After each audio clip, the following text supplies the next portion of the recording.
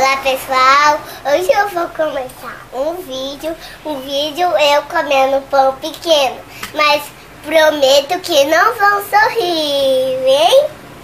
Pedro Álvares Cabral. Isso mesmo, lembre-se, foi Cabral o cantor. Cabral não era cantor.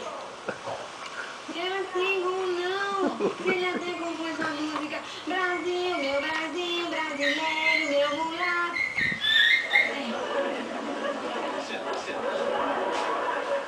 Sim, professor, que bom, hein?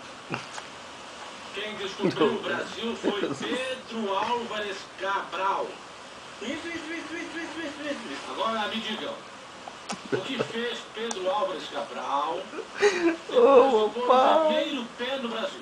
Oh, meu Deus do céu.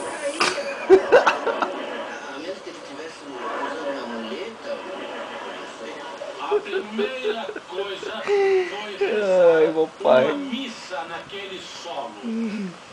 Naquele solo que atualmente conhecemos como nossa tão amada pátria chamada Brasil. Professor Girafales, eu posso fazer uma observação? Sim.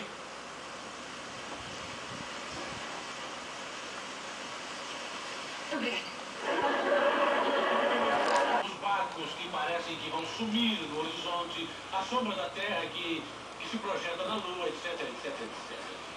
Olha, eu vou dar uma explicação mais clara. Ionho, vem aqui, por favor. eu quero lembrar que isso já me perguntou hoje. Sim, eu sei. Eu só quero que me ajude a fazer uma demonstração. Tá sorrindo de mim, né? Gente, se vocês gostam do vídeo, se inscreva no canal.